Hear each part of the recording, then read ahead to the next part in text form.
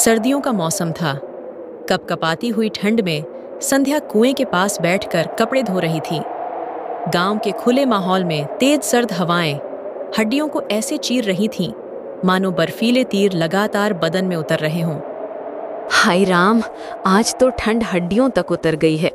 फिर भी काम तो करना ही पड़ेगा। ये कपड़े भी न जाने कब इतने जमा हो जाते हैं। चल संध्या, जल्दी जल्दी निपटा ली, नहीं तो पानी में हाथ बिल्कुल सुन हो जाएंगे। अरे ये हवा भी कैसी बर्फीली चल रही है, लेकिन क्या करें, घर का काम है, खुद ही करना पड़ेगा। बस थोड़ा हिम्मत रख, सब हो जाएगा। संध्या की माँ कुसुम बेहद गरीब थी।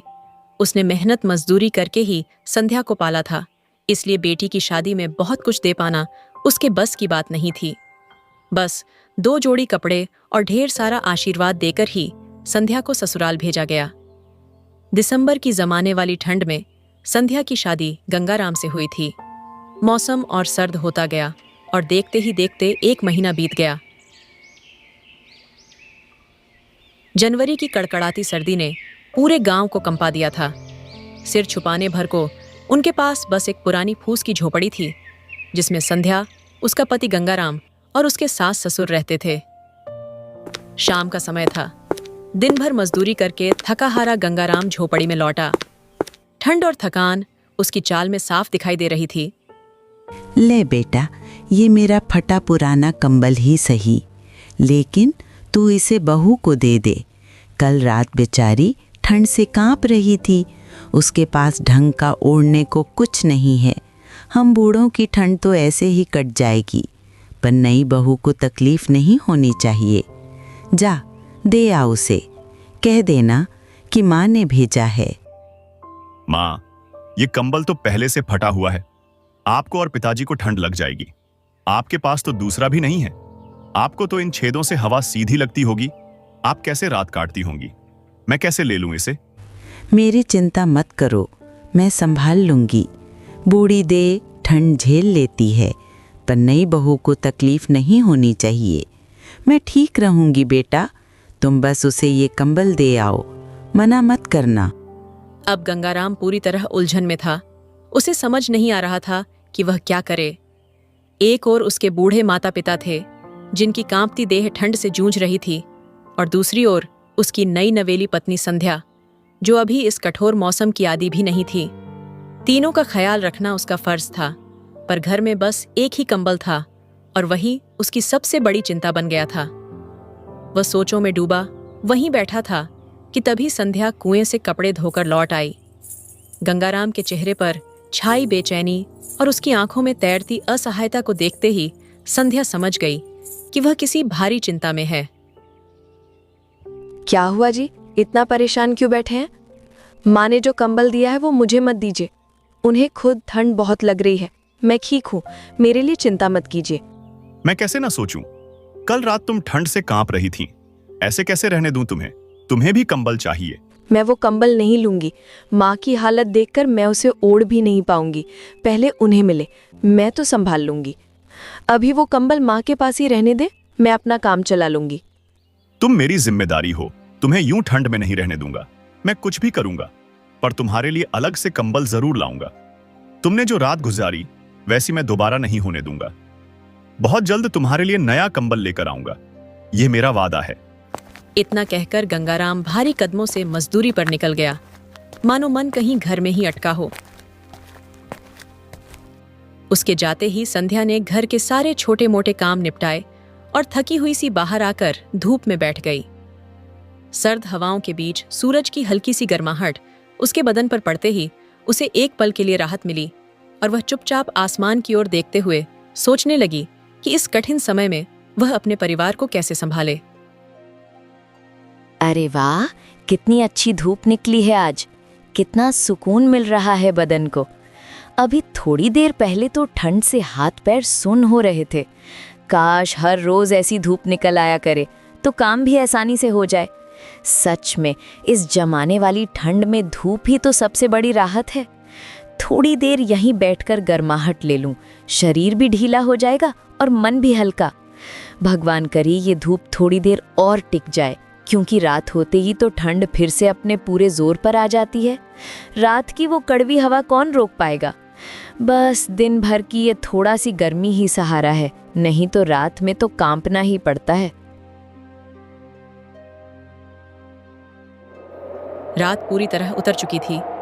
फूस की झोपड़ी के बाहर सर्द हवा सरसरा कर बह रही थी और अंदर सब लोग सादा सा खाना खाकर चुपचाप अपने बिस्तरों पर लेट गए थे।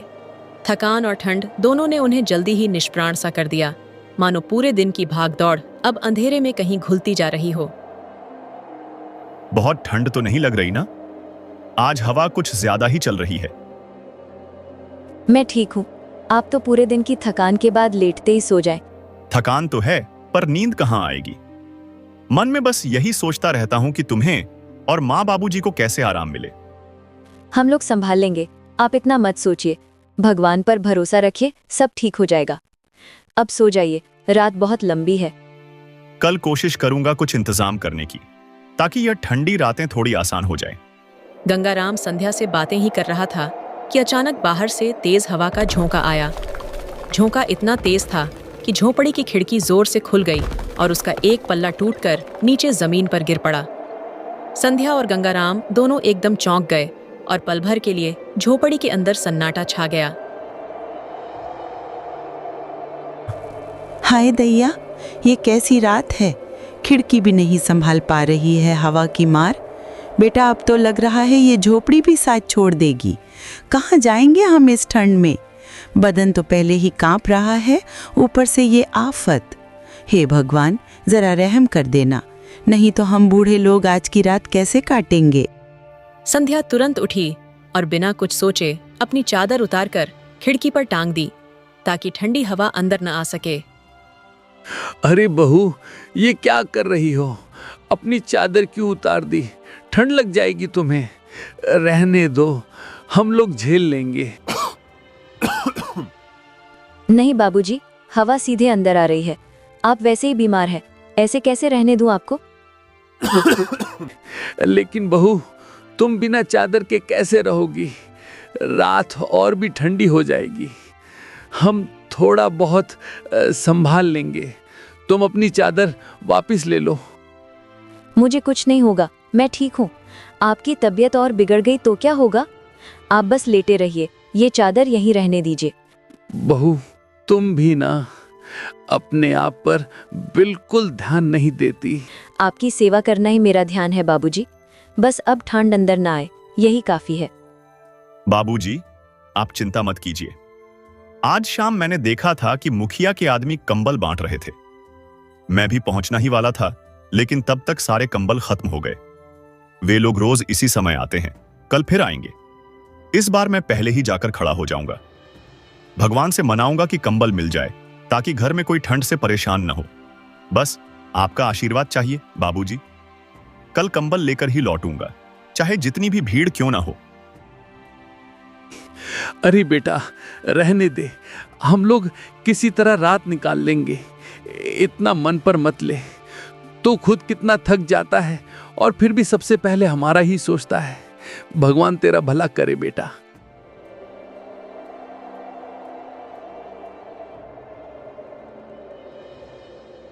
आप क्यों इतनी तकलीफ उठाना चाहते हैं? मेरे लिए बाहर जाने की जरूरत नहीं है, मैं संभाल लूंगी। इतनी ठंड में आप एक कदम भी बाहर मत रखिए। मेरी वजह से आप अपनी सेहत क्यों खतरे में डालें? तुम्हें ठंड में कांपते हुए देखना मेरे बस की बात नहीं है। मैं जानता हूं बाहर कितनी सर्दी है, पर कुछ न करना भी सही नहीं लगता। मैं चाहता हूं कि तुम्हें तकलीफ न हो। मुझे कुछ नहीं होगा, मैं थोड़ी सी ठंड झेल सकती हूँ, लेकिन आपको परेशान होते नहीं देख सकती। मेरे लिए इतनी चिंता मत कीजिए, आपकी सेहत ज्यादा जरूरी है। मैं ठीक हूँ, सच में। चिंता कैसे न करूं? घर में जो कुछ है वह कम पड़ रहा है, और तुम कह रही हो कि मैं कुछ न करूं। तुम्हारी तकलीफें मुझे चैन नहीं लेने देती। ठीक है, आज नहीं जाऊंगा, पर ऐसा मत समझना कि तुम्हारी तकलीफें मुझे दिखाई नहीं देती। उस दिन गंगाराम कंबल लेने की उम्मीद में गांव के बाहर बने शिविर के पास गया और सड़क किनारे ही बैठ गया। उसने सोचा, शायद कोई आकर गरीबों में कंबल बांटेगा, पर घंटों इंतजार करने के बाद भी वहां कोई नहीं आया। कहाँ रह गई ये? कब से गए हैं कंबल लेने, अभी तक लौटे भी नहीं। इतनी ठंड में सड़क किनारे बैठे होंगे। हे भगवान, इनकी तबीयत को कुछ ना हो। क्यों इतनी चिंता करते हैं सबकी और अपनी परवाह नहीं करते? कंबल मिलेगा या नहीं ये बात की बात है, पहले इन्हें लौट आना चाहिए। मन घबरा रहा है, बस जल्दी से घर आ जाएं। ठंडी रात उतर आई और वह वहीं पड़े पड़े कांपता रहा, पर उम्मीद छोड़ने का मन नहीं हुआ। इंतजार करते करते सुबह होने लगी और उसका शरीर ठंड से सुन्न हो चुका था। जैसे तैसे उठने की कोशिश में वह लड़खड़ाते हुए घर की तरफ लौटा, पर झोपड़ी के दरवाजे पर पहुंचते ही अचानक धड़ाम से जमीन पर गिर पड़ा। आवाज सुनते ही संध्या दौड़ती हुई बाहर आई। उसने घुटनों के बल बैठकर गंगाराम को उठाया और कांपती उंगलियों से उसका माथा छुआ। उसका शरीर बुखार से तप रहा था। ये देखकर संध्या की आंखों में डर और चिंता एक साथ उभर आए। हे भगवान, ये क्या हो गया आपको? इतनी हालत कैसे हो गई? उठिए, मेरी बात सुनिए। पूरे बदन में आप क्यों लग रही है? कहाँ थे आप पूरी रात? क्यों नहीं लौटे? मैं वहीं सड़क किनारे बैठा था, सोचा था कंबल बांटने वाले आएंगे, पर कोई नहीं आया। संध्या, देर रात तक इंतजार करता रहा, फिर भी कोई नहीं पहुंचा। ठंड इतनी तेज थी कि शरीर सुन्न पड़ गया। चलने की कोशिश की, पर कदम नहीं उठे, बस गिर पड़ा। क्यों करते हैं आप अपने साथ इतनी तकलीफ? मैंने कहा था ना, मेरे लिए अपनी जान मत खतरे में डालिए। देखिए कैसी हालत हो गई है आपकी। मैं तुम्हारे लिए ही वहां खड़ा रहा, माँ बाबूजी के लिए भी। सोचा था आज कंबल मिल जाएगा, पर कोई सेठ, कोई आदमी आया ही नहीं। पूरी रात बस ठंडी हवा ही काटती रही। अब कुछ मत बोलिए, बस चुप रहिए। आप घर आ गए, यही बहुत है। मैं आपको कुछ होने नहीं दूंगी।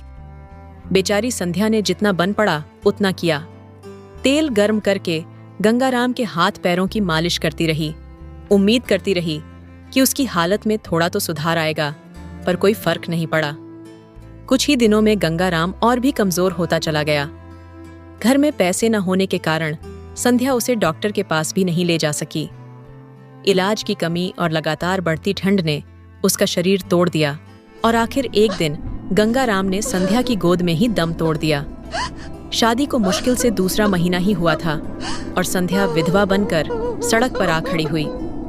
उसे लगा जैसे सारी दुनिया उसके ऊपर ढह गई हो।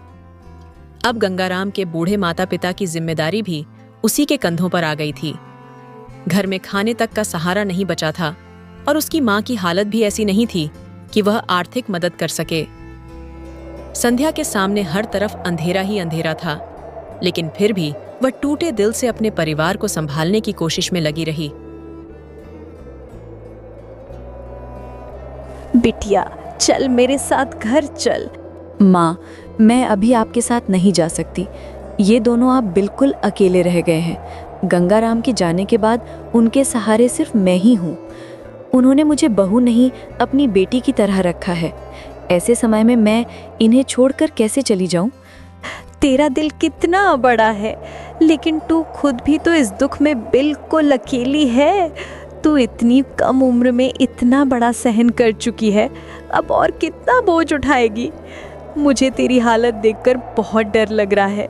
अगर तू मेरे साथ चलेगी तो कम से कम मैं तेरा ख्याल रख पाऊंगी। माँ, मैं जानती हूँ आप मेरी चिंता में यहाँ आई हैं, पर इनका दुख भी तो मेरा ही है। अगर मैं चली गई तो इन्हें कौन संभालेगा? कौन इनके लिए दवा पानी करेगा? मैं जानती हूँ तू अपने सास ससुर की चिंता करती है, पर तू भी तो मेरी बेटी है। तेरे ऊपर भी किसी का हाथ होना चाहिए। चल, कुछ दिन मेरे पास रह ले। यहाँ तू कैसे सब संभालेगी बेटिया? आप निश्चिंत रहें, मैं ठीक रहूंगी। बस मुझे यहीं रहने दीजिए। जब तक ये दोनों मेरी ज़रूरत है, मैं इन्हें अकेला नहीं छोड़ सकती। यही मेरा घर है माँ, और इन्हीं के साथ रहना मेरा फ़र्ज़ भी है और मेरा दिल भी यही कहता है। आप मुझे यूं अकेला छोड़कर क्यों चले गए? अभी तो हमारी ज़िंदगी शुरू ही हुई थी। हर बात, हर मुस्कान आपकी याद आ रही है। काश उस रात मैं आपको रोक पाती। शायद आज हालात ऐसे ना होते। आप चले गए, पर आपका साया अब भी हर जगह है। मैं कैसे संभालूं खुद को आपके बिना? बस एक बार और मिल पाती तो कह देती कि मुझे आपकी बहुत ज़रूरत है। यह सब याद करके संध्या का दिल भर आया। और वह खुद को रोक न सकी। आंसू उसकी आंखों से चुपचाप बहने लगे। बिटिया, खुद को इतना मत तोड़। मैं जानती हूँ तू कितना दुख सह रही है। हमारा भी सहारा चला गया, पर अगर तू ही टूट जाएगी तो हमें कौन संभालेगा? माँ, आप चिंता न मत कीजिए। अब मैं हूँ ना, मैं आप दोनों की जिम्मेदारी उठाऊंगी। आपको अकेला नहीं छोड़ूंगी। जब तक सांस चलेगी मैं आपका साथ नहीं छोड़ूंगी। अब आप ही मेरा सहारा है और मैं आपका। बहू, तूने फिर साबित कर दिया कि तू हमारे घर की बेटी है। भगवान तुझे हिम्मत दे। इतना सोचकर संध्या ने आंसू पोंछे और हिम्मत जुटाते हुए काम की तलाश में घर से बाहर निकल पड़ी। कई जगह पूछते पूछते वह आखिर शहर तक पहुंच गई। शहर में कदम रखते ही उसने देखा कि लोग गर्म स्वेटर और मोटे ऊनी कपड़े पहनकर आराम से सड़कों पर घूम रहे थे, मानो ठंड उनके आसपास भी न भटकती हो। ये सब देखकर संध्या की आंखों में अपने हाल की कसक और गहरी हो गई। सभी चल रहे हैं, कैसा सुख है लोगों के जीवन में, और मेरे हिस्से में बस संघर्ष ही आया है। पर संध्या, तू हार नहीं मान सकती। रोने से कुछ नहीं बदलेगा। घर भी चलाना है और माँ बाबूजी को भी संभालना है।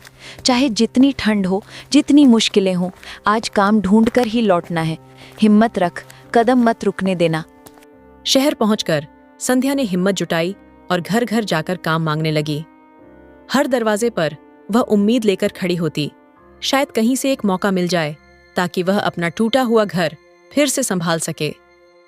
बहन जी, मैं काम की तलाश में हूँ।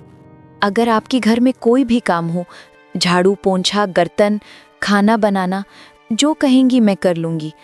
तुम नई लग रही हो, पहले कभी यहाँ देखा नहीं। कहाँ से आई हो और अचानक काम की जरूरत कैसे पड़ गई? घर की हालत बहुत खराब है और 2 बुजुर्गों को संभालना है, इसलिए सोचा कि कहीं कोई काम मिल जाए तो कुछ सहारा बन जाएगा। आप चाहें तो एक दिन रख कर देख सकती हैं, मैं मन लगाकर काम करूंगी। ठीक है, रो मत। अगर काम की इतनी जरूरत है तो आज से ही शुरू कर दो। घर बड़ा है, हाथ की जरूरत भी रहती है। अगर तुम ईमानदारी से काम करोगे तो मैं तुम्हें रख लूंगी। धन्यवाद बहन जी, आप भरोसा रखिए, मैं अपना हर काम पूरी लगन से करूंगी। धीरे धीरे संध्या को शहर में काम मिलने लगा। पहले एक घर में काम मिला, फिर कुछ समय बाद 3-4 और घरों से भी बुलावा आने लगा। ठंड के मौसम में वह बर्फ जैसे ठंडे पानी से बर्तन धोती, कपड़े निचोड़ती और सुबह से शाम तक काम में लगी रहती। लेकिन उसके मन में एक छोटी सी खुशी थी। अब उसके पास घर चलाने के लिए पैसे थे, बूढ़े सास ससुर की दवाइयां खरीदने का सहारा था और भूख की चिंता कुछ कम हो गई थी। कभी कभी गांव में हल्की बर्फबारी भी हो जाती, जिससे ठंड और बढ़ जाती, पर संध्या ने कभी काम से छुट्टी नहीं की। वह हर दिन समय पर पहुंचती, क्योंकि उसे पता था कि उसके पीछे एक पूरा घर उसकी कमाई पर टिका है। इसी तरह मेहनत करते करते कब 1 महीना बीत गया, उसे खुद भी पता नहीं चला।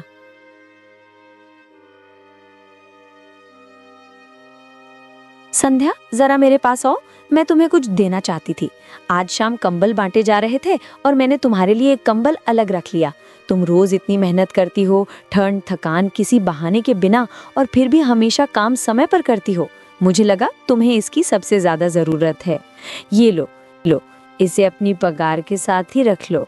ठंड बहुत बढ़ गई है, खुद को संभाल कर रखना, और हाँ, इसे कोई एहसान मत समझना, ये तुम्हारी मेहनत की कीमत है बस।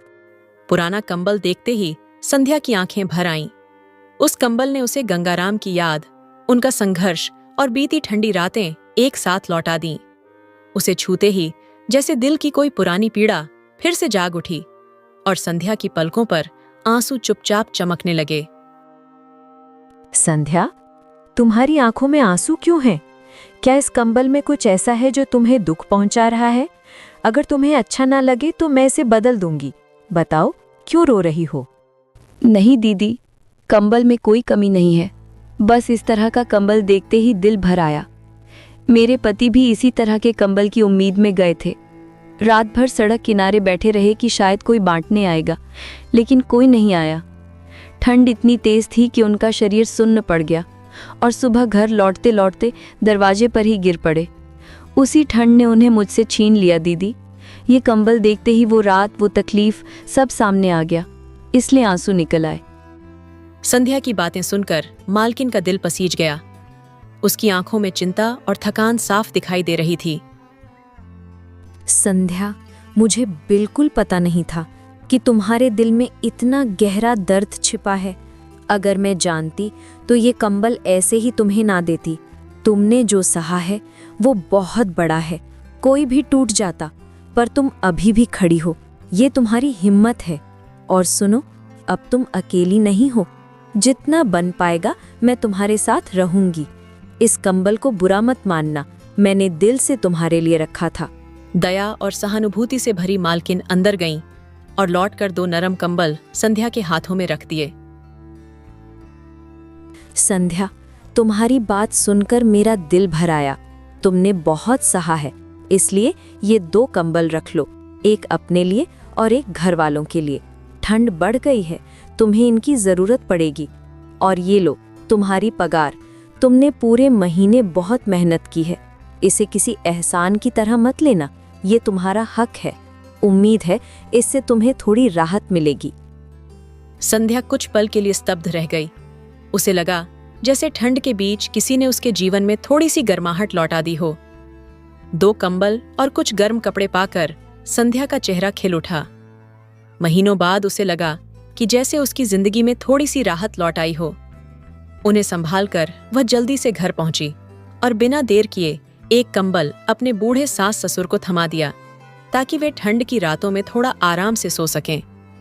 दूसरा कंबल उसने खुद ओढ़ लिया, पर जैसे ही कंबल की गर्माहट उसके शरीर को छूती, उसके दिल में गंगाराम की याद ताजा हो जाती, क्योंकि इस एक कंबल के लिए उसे अपने जीवन का सबसे बड़ा बलिदान देना पड़ा था। सच्चाई यही थी कि सर्दियों का मौसम गरीबों के लिए किसी सजा की तरह आता है, जहां ठंड सिर्फ मौसम नहीं बल्कि भूख, लाचारी और खोए हुए अपने की कसक भी साथ लाती है। पर संध्या फिर भी रोज हिम्मत जुटाती रही, क्योंकि टूटे हुए घरों को संभालने के लिए अक्सर सबसे ज्यादा ताकत उसी के दिल में होती है जिसकी किस्मत सबसे ज्यादा परखी गई हो।